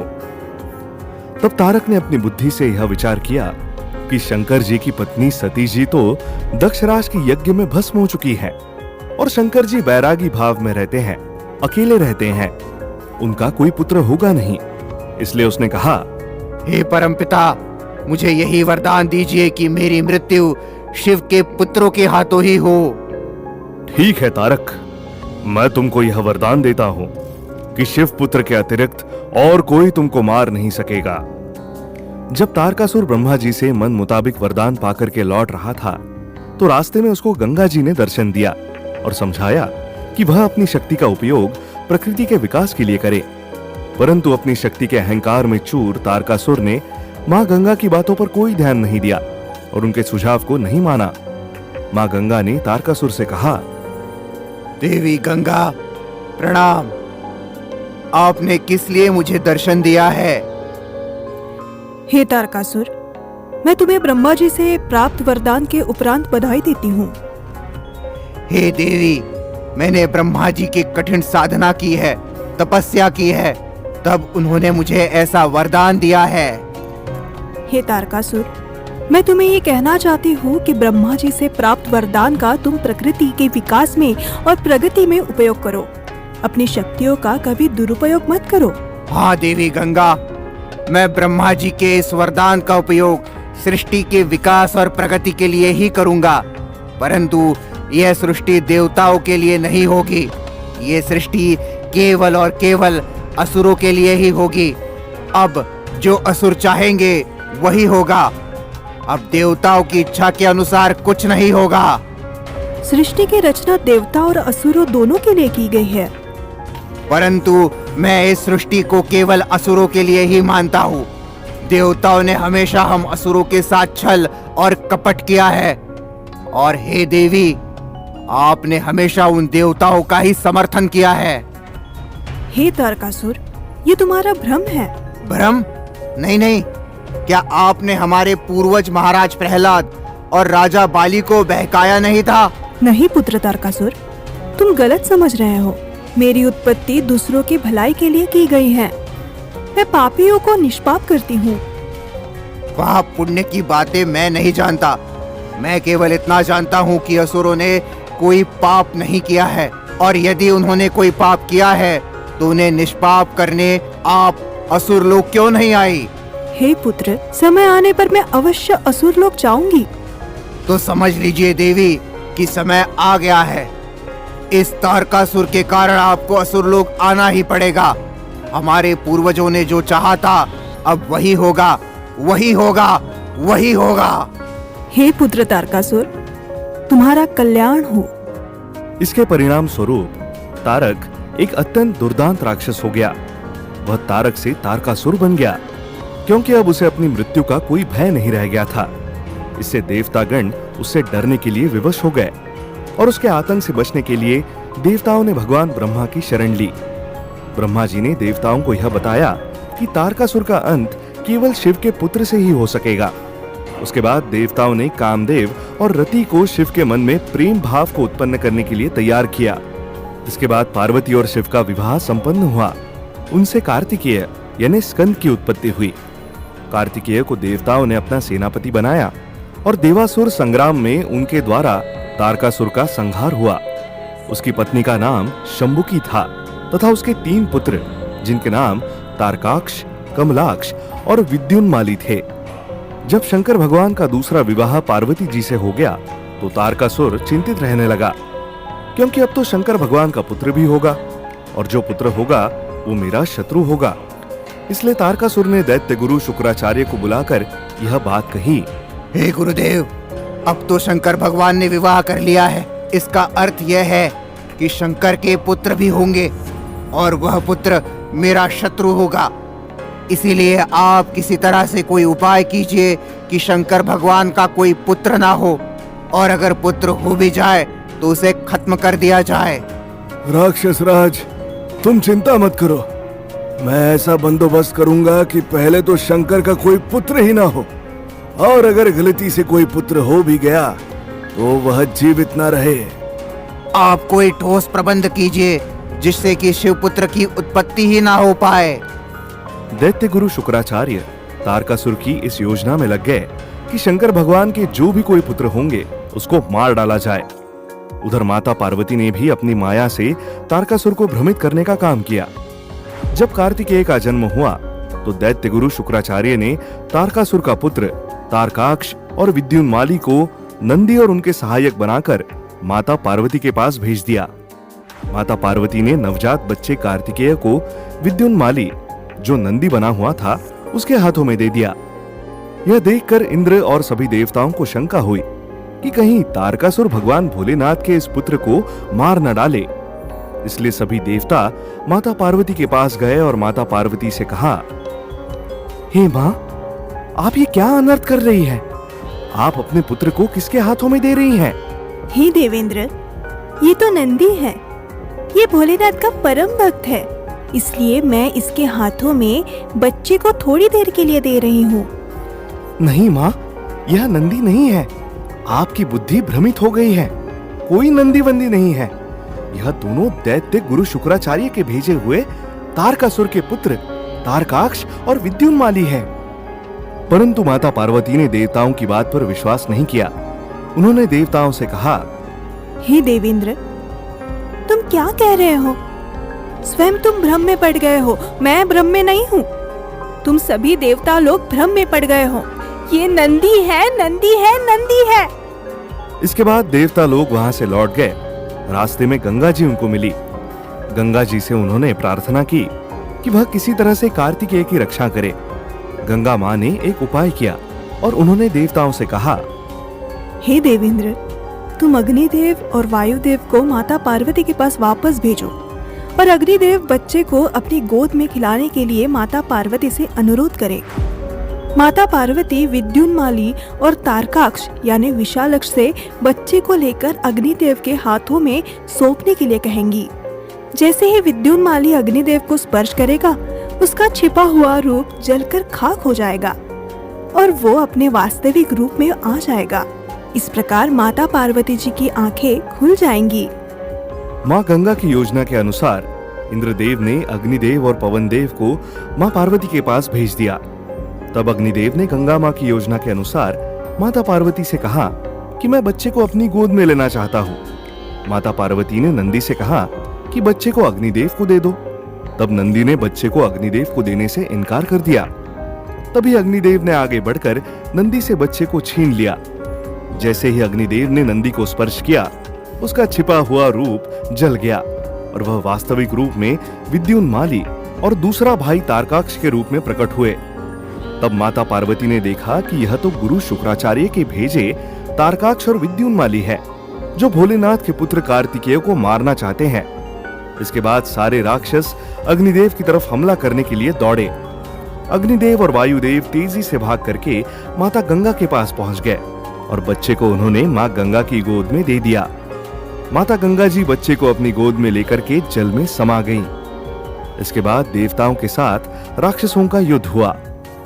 माँ गंगा ने कार्तिकेय का पालन पोषण किया और जब कार्तिकेय बड़े हो गए और सभी शस्त्र और शास्त्र विद्या सीख ली, तब उन्होंने शंकर भगवान को कार्तिकेय को समर्पित कर दिया।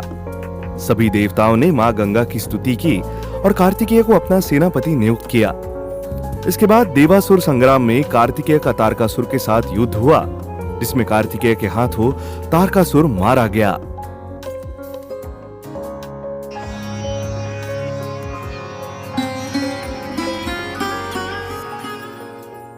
राक्षसों की सदा से प्रवृत्ति रहती है कि वह तपस्या करके ब्रह्मा जी से और शंकर भगवान से वरदान प्राप्त कर लेते हैं।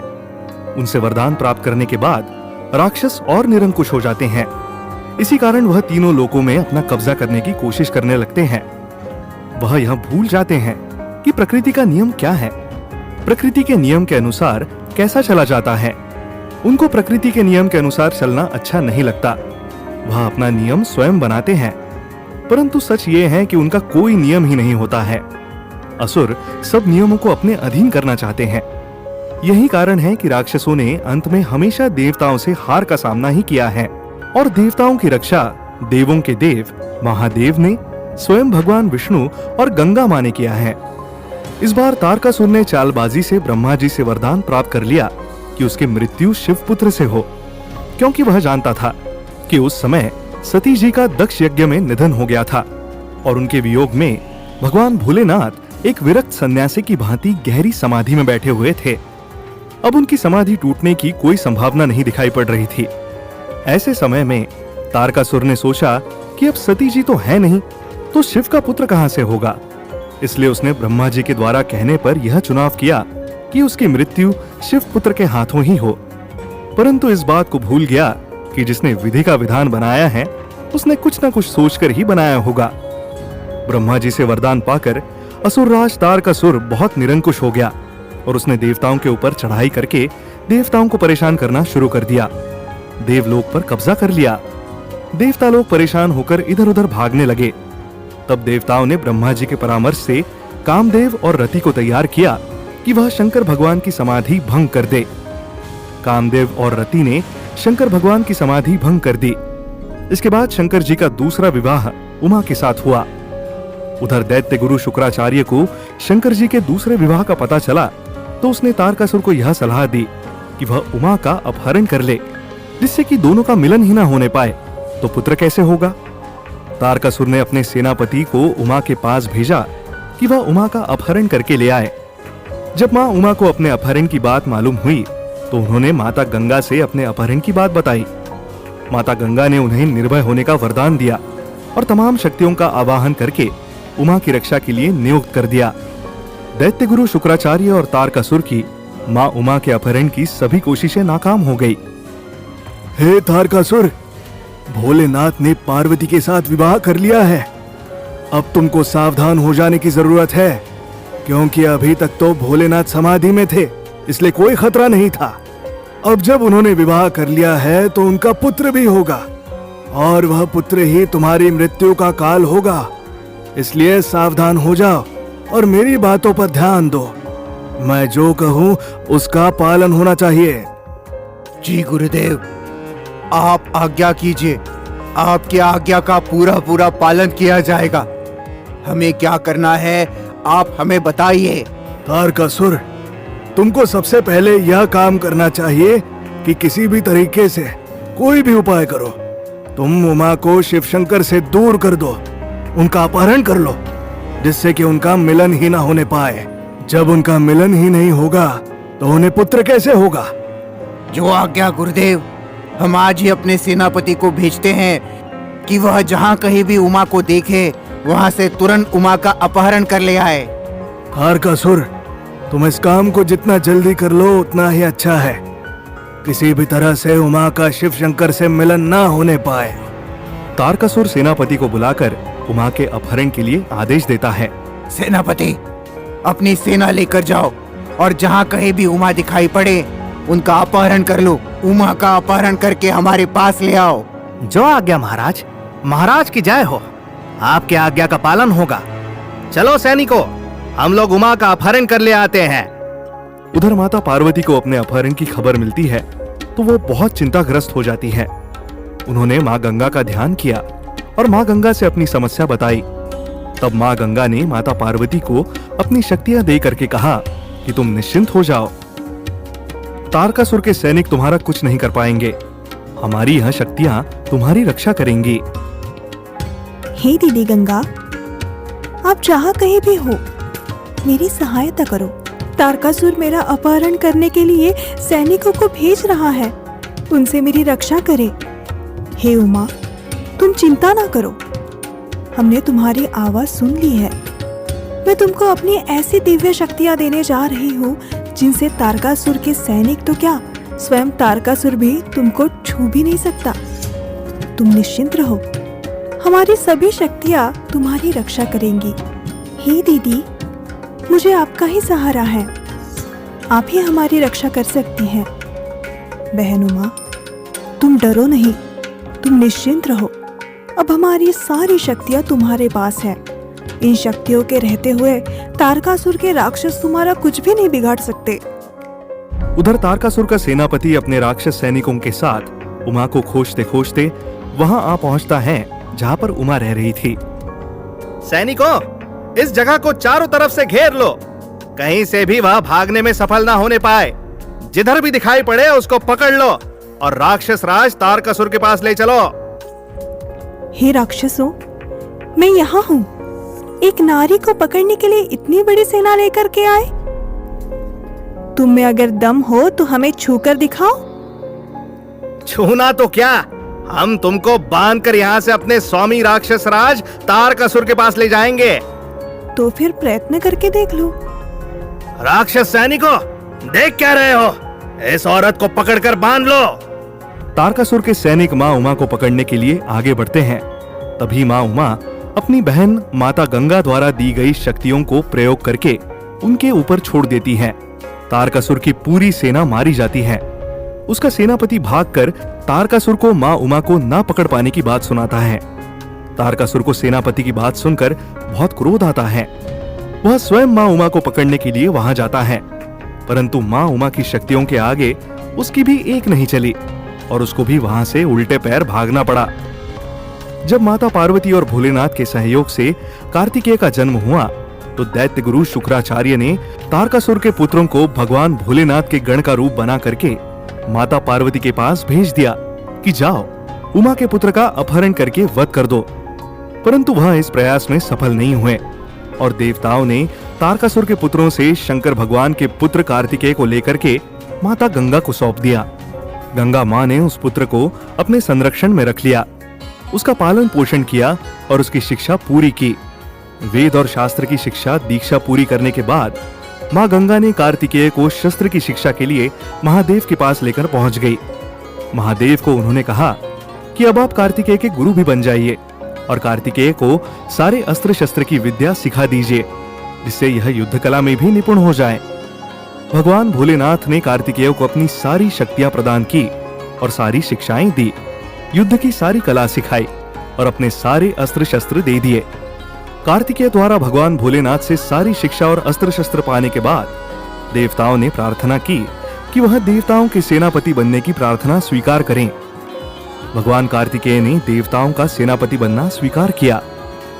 अब कार्तिकेय के सेनापति बनने के बाद देवताओं की जान में जान आ गई थी, क्योंकि अब उनको ये विश्वास हो गया था कि तारकासुर का जो वरदान है वह उसका समय पूरा होने वाला है, क्योंकि तारकासुर ने जो शिवपुत्र के हाथों मरने का वरदान ब्रह्मा जी से लिया था, शिवपुत्र कार्तिकेय देवताओं की सेना के सेनापति बन गए थे। इसलिए देवताओं में बहुत उत्साह बढ़ गया था। उन्होंने दैत्यों को युद्ध के लिए ललकारा और उनको चुनौती दी। युद्ध में तारकासुर देवताओं से लड़ने के लिए दैत्य गुरु शुक्राचार्य के परामर्श से युद्ध मैदान में आ गया। तारकासुर की पत्नी ने उसको बहुत रोका, परंतु वह रुका नहीं। अब उसके सर पर उसकी मृत्यु घूम रही थी, इसलिए उसको कोई भी सही सलाह उल्टी ही लगती थी। इसलिए वह किसी की सलाह ना मानकर युद्ध मैदान में आ गया और वहां कार्तिकेय के साथ उसका युद्ध हुआ। कार्तिकेय ने तारकासुर का वध कर दिया। इस प्रकार से एक भयंकर राक्षस का नाश हुआ और देवताओं में संतोष और खुशी की लहर दौड़ पड़ी। अब उन्होंने राहत की सांस ली और अपने देवलोक में वापस चले गए और प्रकृति के नियम के अनुसार पहले की तरह फिर से रहने लगे। माता गंगा ने देवताओं की बड़ी मदद की। बिना गंगा माँ की सहायता के तारकासुर से देवताओं का जीतना असंभव लग रहा था, जिसको गंगा माँ ने संभव कर दिया।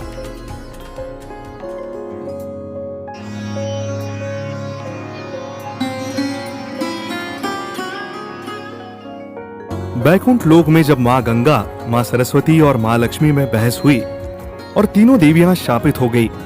इस घटना में माँ सरस्वती ने पहले माँ लक्ष्मी को पृथ्वी पर वृक्ष रूप में पैदा होने का श्राप दिया। उसके बाद माँ गंगा ने माँ सरस्वती को पृथ्वी पर सूखी नदी के रूप में होने का श्राप दिया। तब माँ गंगा के श्राप से क्रोधित होकर माँ सरस्वती ने माँ गंगा को पृथ्वी पर जल रूप में बहती हुई नदी के रूप में श्राप दिया। जब विष्णु भगवान को इस घटना का पता चला तो उन्हें बहुत दुख हुआ। तब उन्होंने माँ गंगा और सरस्वती को अपने बैकुंठ लोक से बाहर भेज दिया। माँ लक्ष्मी के सरल स्वभाव के कारण माँ लक्ष्मी को अपने साथ रखा। लक्ष्मी को सरस्वती ने वृक्ष होने का श्राप दिया, जिसके कारण वह पृथ्वी पर तुलसी पौधा हुई। और भगवान विष्णु ने माता लक्ष्मी को शालिग्राम रूप में माता लक्ष्मी से विवाह कर उनको पा लिया। इसके बाद मां सरस्वती और माता गंगा ने विष्णु जी से अपने श्राप से मुक्त होने का उपाय पूछा था। भगवान विष्णु ने कहा, हे गंगा, तुम भगवान शंकर की जटाओं में निवास करोगी। उसके साथ साथ तीनों लोकों में अर्थात स्वर्गलोक, पृथ्वीलोक और पाताल लोक में, तीनों लोकों में जल रूप में उपस्थित रहोगी। तीनों लोकों में रहने के कारण तुम्हारा एक नाम त्रिपथका का भी होगा और इस तरह से तुमको मेरा सानिध्य भी मिलेगा। इसके साथ मां सरस्वती के द्वारा अपने को श्राप मुक्त होने के बारे में पूछने पर विष्णु भगवान ने कहा, देवी सरस्वती, पृथ्वी पर नदी रूप में रहने के साथ साथ मैं तुमको ब्रह्मा जी के पास भेजता हूं। तुम ब्रह्मा जी के साथ रहो, इससे तुमको मेरा सानिध्य मिलता रहेगा। यह सब भगवान विष्णु की ही लीला है। वह कब किससे कौन सा काम करवाना चाहते हैं, ये वही जानते हैं। कोई भी उनकी महिमा का पारावार नहीं पा सकता है। उनकी लीला के अनुसार उन्होंने सरस्वती के मुंह से मां गंगा को धरती पर नदी रूप में बहने के लिए पाप मोचनी नदी के रूप में बहने का श्राप दिलवाया और उधर राजा भगीरथ से अपने पूर्वजों की मुक्ति के लिए भगवान ब्रह्मा और शंकर की कठोर साधना करवाकर मां गंगा को शंकर जी की जटाओं से लेकर के धरती पर हिमालय की गोद यानी गंगोत्री से लेकर गंगा सागर तक प्रवाहित करवा दिया। इस प्रकार से गंगा को मां सरस्वती के मुंह से श्राप दिलाकर पृथ्वी पर लोक कल्याण का कार्य करवाने में सफल हो गए और गंगा को विष्णु भगवान ने जो शाप मोचन का उपाय बताया था वह भी पूरा हो गया। इस प्रकार मां गंगा भगवान शंकर की जटा में रहते हुए धरती पर जल रूप में रहती है और पाताल लोक में भी रहती हैं, क्योंकि समुद्र में मिल जाने के बाद वह पाताल में चली जाती है। स्वर्ग लोक में देवताओं ने ब्रह्मा जी से प्रार्थना करके गंगा जी को स्वर्ग लोक में उपस्थित करवा लिया। सृष्टि की रचना का काम भगवान विष्णु ने महादेव के माध्यम से ब्रह्मा जी से करवाने का विचार किया, तो भगवान भोलेनाथ ने ब्रह्मा जी को विष्णु भगवान की इच्छा के अनुरूप सृष्टि की रचना करने के लिए कहा, हे ब्रह्मदेव, भगवान की इच्छा है कि सृष्टि की रचना का काम आप करें और वह स्वयं ही उस सृष्टि का पालन करेंगे और मैं सृष्टि के संहार का काम देखूंगा। हे भोलेनाथ, भगवान जिससे जो काम करवाना चाहते हैं वो करवा ही लेते हैं, इसलिए यह सब भगवान की इच्छा है, इसके अनुरूप ही काम होना चाहिए। इसलिए मैं सृष्टि की रचना का काम आपकी इच्छा के अनुसार स्वीकार करता हूं। इसके लिए मुझे कुछ शक्तियों की आवश्यकता होगी। कृपया आप आदि शक्ति से मुझे उन शक्तियों को प्रदान करने के लिए कहिए। हे ब्रह्मदेव, ठीक है, मैं आदि शक्ति को आपके पास भेज दूंगा। आपको जिन शक्तियों की आवश्यकता है वह उनसे ले लीजिएगा। आपका बहुत बहुत धन्यवाद, आपकी बड़ी कृपा है मुझ पर। इसके बाद भगवान शंकर ने आदि शक्ति जगदम्बा मां को भगवान ब्रह्मदेव के पास शक्तियां प्रदान करने के लिए भेज दिया। हे ब्रह्मदेव, मुझे भगवान भोलेनाथ ने आपके पास भेजा है और ये आदेश दिया है कि सृष्टि की रचना भगवान विष्णु की इच्छा अनुसार करना है। उसके लिए तुम्हें कुछ शक्तियों की आवश्यकता है। तुम मुझे बता सकते हो तुम्हें किस प्रकार की शक्तियां चाहिए? वो सब शक्तियां मैं तुम्हें अभी प्रदान करती हूँ। आप मां हैं, आप तो जगत जननी हैं। आपको तो मुझसे ज्यादा ही पता है कि सृष्टि की रचना के लिए किन शक्तियों की जरूरत पड़ती है। इसलिए मेरी आपसे विनती है कि मुझे जिन जिन शक्तियों की आवश्यकता हो वो सब शक्तियां आप मुझे प्रदान करने की कृपा करें। ठीक है ब्रह्मदेव, मैं तुम्हें अपनी 7 शक्तियां देती हूँ जिनके द्वारा तुम सृष्टि की रचना बहुत ही अच्छे तरीके से करने में सफल हो जाओगे। अब तुम ठीक से आसन लगाकर बैठ जाओ और मेरे द्वारा दी गई शक्तियों को प्राप्त करने के लिए तैयार हो जाओ। जो आपकी इच्छा जगत जननी। मैं अब आपके द्वारा दी गई सभी शक्तियों को प्राप्त करने के लिए पूरी तरह से तैयार हूं। उसके बाद मां जगदम्बा ने ब्रह्मदेव को एक एक कर सभी 7 शक्तियां प्रदान की। इन शक्तियों में प्रमुख रूप से गायत्री, सरस्वती, लक्ष्मी, उमा और गंगा थी। ब्रह्मदेव ने मां गंगा से प्रार्थना की कि वह उनके कमंडल में जल रूप में विराजमान हो जाए, जिससे कि वह सदैव कमंडल में मां गंगा के दर्शन करते हुए सृष्टि की रचना आसानी से करने में सफल हो सके। ब्रह्मा जी की इच्छा के अनुसार तब मां गंगा जल रूप में उनके कमंडल में विराजमान हो गई। सारी सृष्टि की रचना के बाद देवताओं ने ब्रह्मदेव से प्रार्थना की कि हे परमपिता, देवलोक में सब कुछ है, फिर भी यहाँ कुछ सूनापन लगता है। देवताओं ने ब्रह्मा जी से प्रार्थना की, हे परमपिता, आपने सृष्टि की पूरी रचना कर दी है, हमारे लिए देवलोक भी बनाया है, परंतु हम लोगों का देवलोक में मन नहीं लगता है, कुछ सूनापन सा लगता रहता है। हे देवताओं, देवलोक में तो सब कुछ है, तुमको किस चीज की कमी महसूस हो रही है? हे परमपिता, देवलोक में सब चीज है, सब साधन है, परंतु ममता की कमी लगती है। हम लोगों को देवलोक में माँ की ममता की कमी महसूस होती है, क्योंकि जो सुख माँ की गोद में मिलता है वो माँ की ममता अन्यत्र कहीं नहीं मिल सकती। इसलिए हम देवताओं की आपसे विनती है कि आप हम सबकी पावन माँ गंगा को जल रूप में जो कमंडल में धारण किए हुए हैं, उनको कमंडल से निकालकर अब देवलोक में, स्वर्ग लोक में बहने के लिए छोड़ दे। हे देवताओं, मैं तुम लोगों की इच्छा अनुसार गंगा माँ को देवलोक के लिए अपने कमंडल से निकालकर तुम लोगों को आनंद और सुख देने के लिए भेज रहा हूं। सभी देवता ब्रह्मदेव की जय जयकार करते हैं, गंगा मैया की जय जयकार करते हैं। जय गंगा मैया, जय गंगा मैया, जय गंगा मैया। माँ गंगा को स्वर्ग में देवलोक में देखकर देवताओं की खुशी का ठिकाना न रहा। सब गंगा माँ की जय जयकार करने लगते हैं। माँ गंगा ने सब देवताओं से कहा, हे पुत्रों, मैं भगवान विष्णु की इच्छा अनुसार तीनों लोकों में जल रूप में उपस्थित हूँ। मुझे प्रकृति के नियमों के अनुसार रहने में अच्छा लगता है, इसलिए मैं तुम लोगों से ये विनती करती हूँ कि तुम लोग भी प्रकृति के नियमों का सदैव पालन करते रहोगे, कभी भी किसी भी प्रकार प्रकृति के नियमों का उल्लंघन नहीं करोगे। जिस दिन तुम लोगों ने प्रकृति के नियमों का उल्लंघन किया, उस दिन मैं स्वर्ग लोक को छोड़कर दूसरी जगह चली जाऊंगी।